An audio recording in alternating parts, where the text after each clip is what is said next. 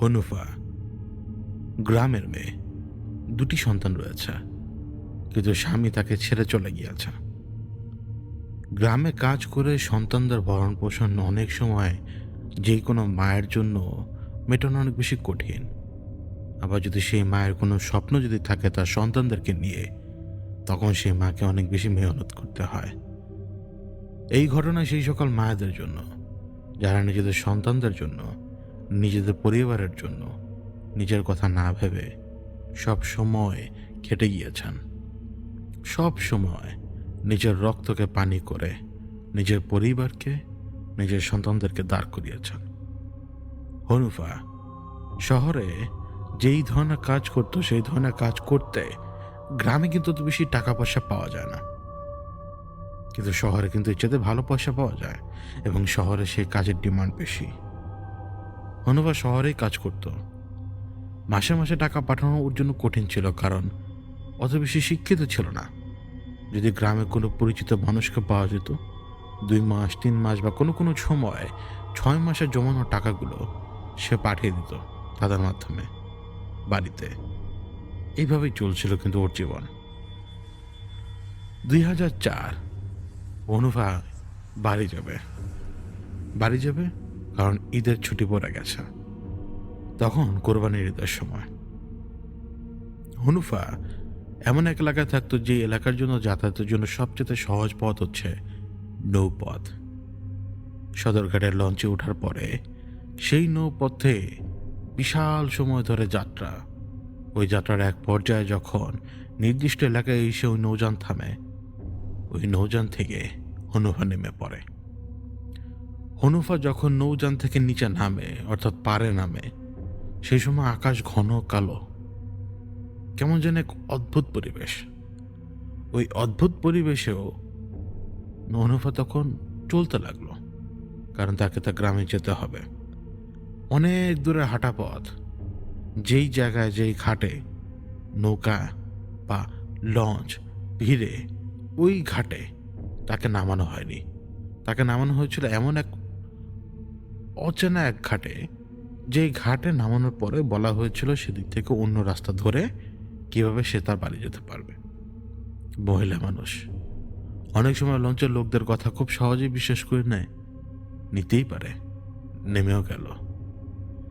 অচেনা পথ, 2টা দোকান রয়েছে, কিন্তু এই 2টা দোকান কিন্তু বন্ধ। কিন্তু রাস্তারও বোঝা যায় যে রাস্তাটা অনেক দূরে। লোকেরা বলে দিয়েছিল এই রাস্তা ধরেই যেতে। এই রাস্তা ধরে যাওয়ার পর একটা বাজার পড়বে, সেই বাজার থেকে ডান দিকের রাস্তা নিয়ে সে নিজের বাড়ির দিকে যেতে পারবে।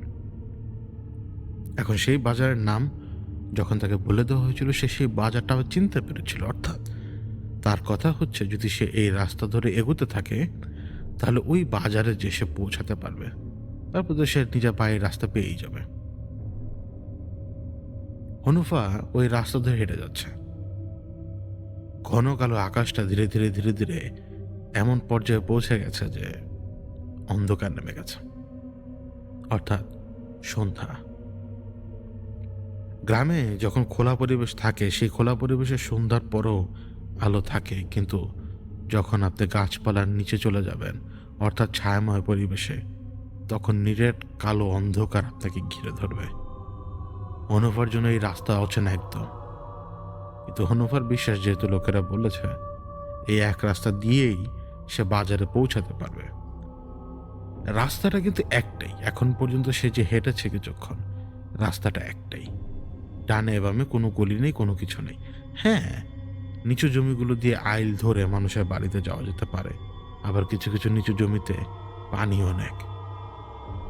হেঁটে যাচ্ছে হনুফা হেঁটে যাচ্ছে, কিন্তু কিছু সময় পরে যখন অন্ধকার আরো বেশি গাঢ় হয়ে এলো, অন্তরের ভয় ওকে আরো বেশি তীব্র করে জাঁকড়ে ধরল।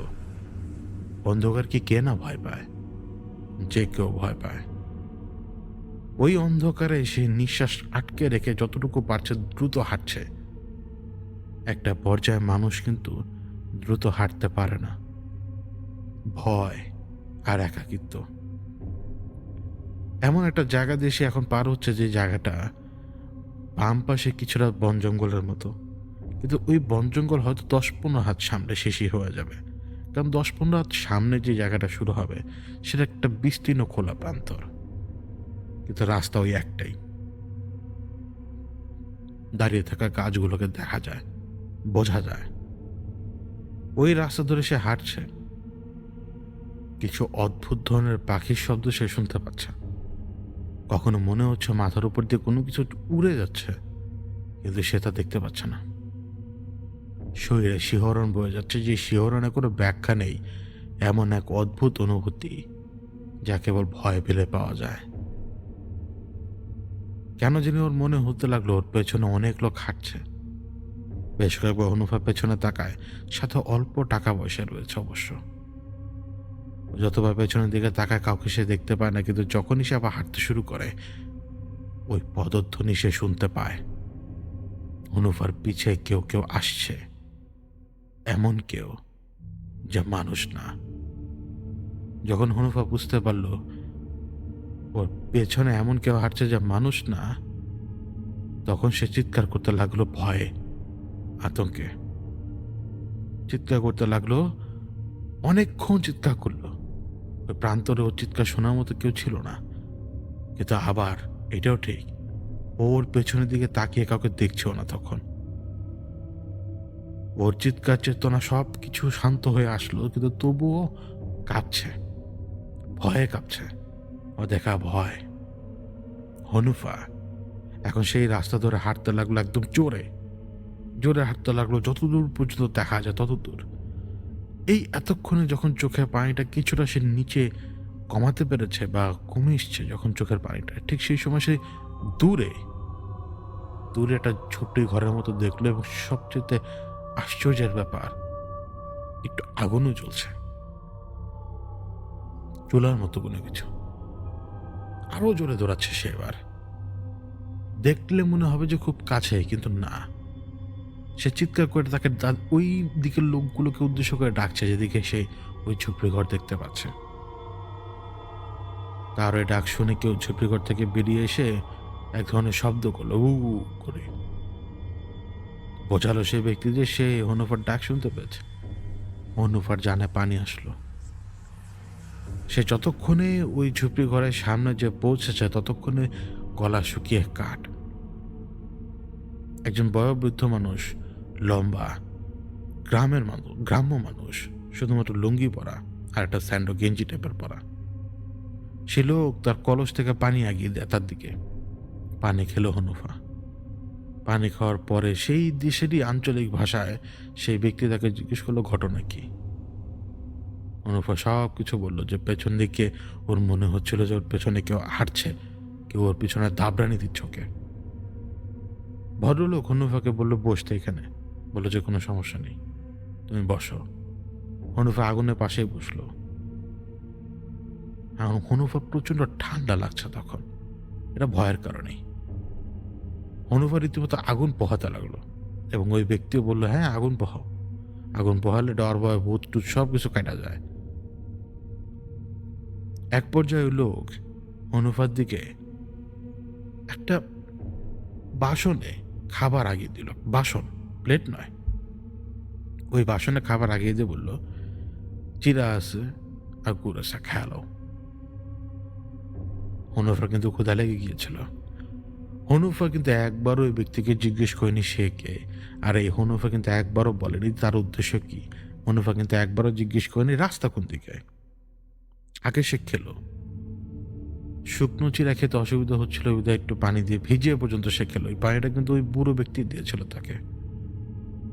তো ওই বুড়ো ব্যক্তির সাথে সে যখন কথা বললো, তখন সে জানতে পারলো যে হ্যাঁ এইটা ঠিক যে ওই বাজার এই রাস্তা ধরেই যেতে হয়, কিন্তু হনুফা এখন পর্যন্ত বেশি দূর হাঁটতে পারেনি। ও যতটুকু হেঁটে এসছে আর অতটুকু হেঁটে যেতে হবে ওকে।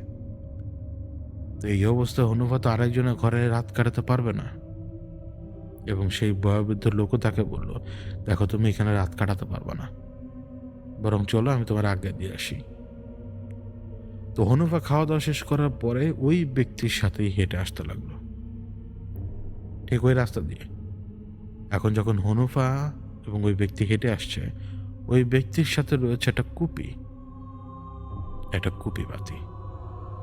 এবং কুপিবাতি যাতে বাতাসে নিভে না যায় খুবই সুন্দরভাবে তা একটা বাঁশ দিয়ে তৈরি করা ঢাকনার ভেতরে রাখা, মানে ঢাকনাটা মুখ খোলা যাতে কুপিবাতিটি নিভে না যায়, এবং আলো এমনভাবে আসছে যে ওই অল্প আলোতে যথেষ্ট রাস্তা বোঝা যায়, এবং সেই আলো দিয়ে ওই রাস্তা দ্বারা হেঁটে আসছে তারা। কিন্তু হন্যুফার পেছনে তখনও ওই অদৃশ্য পদধ্বনি শোনা যায়। হন্যুফা যখন শুনলো ও শরীরে শিহরণ দিল, কাঁপুনি দিল, ওই লোকও কিন্তু তাকে বলল যে এত ভেবো না, হাঁটো, এত ভয় পাচ্ছ কেন, হাঁটো, আমি তোমাকে আগিয়ে দিচ্ছি তো। সেই বাজার পর্যন্ত যতক্ষণ পর্যন্ত হন্যুফা হেঁটে এসছে ততক্ষণ পর্যন্ত সে অদৃশ্য পদধ্বনি সে শুনতে পেয়েছে। প্রত্যেকবার ওই অদৃশ্য পদধ্বনি হন্যুফার শরীরে শিহরণ বয়ে দিত। আর ওই বয়োবৃদ্ধ লোক প্রতিবার ওকে বলতো, চলতে থাকো, পেছনে দেখার দরকার নেই। ওই বাজারের কাছাকাছি এসে পৌঁছাবার পর ওই বয়োবৃদ্ধ লোক হন্যুফাকে বলল যে বাজারে যাও, লোকজন আছে বাজারে। হন্যুফা দেখতে পেল বাজারে আসলে লোকজন রয়েছে, 2-4টা দোকান তখনও খোলা, এবং ওই 2-4টা দোকানে লোকজন বসা।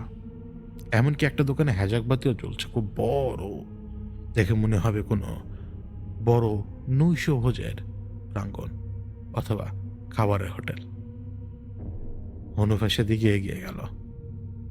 হন্যুফা নিজের ডেস্টিনেশনে এসে পৌঁছে গেছে এবং সে পেছনের দিকে তাকায়, দেখে লোকটা নেই। মনে হলো যে লোকটা ধড়াক করে গায়েব হয়ে গেছে, কিন্তু পর মুহূর্তে ওর নজর এলো না, লোকটা তো হাঁটছে ওই যে দূরে, কিন্তু এত তাড়াতাড়ি এত দূরে গেল কিভাবে?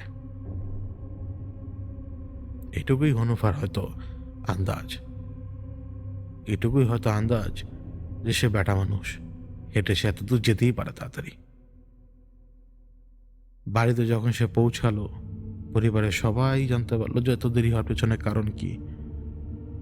মার সাথে খাবার খাওয়ার সময়, রাতের খাবার খাওয়ার সময় গল্প করতে করতে হন্যুফা কিন্তু বলল যে রাস্তায় কি হয়েছিল, কোন রাস্তায় নেমেছে, কিসের পিছু নিয়েছে তার, এবং কে তাকে ওই বাজার পর্যন্ত আগিয়ে দিয়েছে। হন্যুফার মা হন্যুফাকে বলল, যাক, তোরা আল্লাহর কোনো বান্দাই হতো, বাঁচে দিয়ে গেছে। পরবর্তীতে ওই রাস্তা দিয়ে যখন একবার হন্যুফা এসেছিল ওই লোকের সাথে দেখা করার জন্য, ওইখানে লোককে পায় নাই, এমনকি ওই ছবি ঘরও নেই। পরে হন্যুফা জানতে পারে এই রাস্তায় ঠিক ওই যে জঙ্গলটা, যে 15-16 হাত বিস্তৃত জঙ্গল, ওই জঙ্গলে পিশাচ থাকে, আর মাঝে মাঝে নাকি ওই পিশাচ এই রাস্তায় মানুষের পিছু নেয়। আর ওইখানে নাকি এক বুড়া বেটাকে দেখা যায় মাঝে মাঝে, যদি পিশাচ কারোর পিছা নেয় তো ওই বুড়া বেটাও রাস্তায় অবস্থান করে, মানুষকে মদত দেয়, সাহায্য করে। এরকম অনেক কিচ্ছা নাকি কাহিনী আগে ঘটেছে। হন্যুফা বিশ্বাস করতে পারছে না যে এই কিচ্ছা কাহিনী যেটা সে শুনছে এইটা তার সাথে ঘটে গেছে।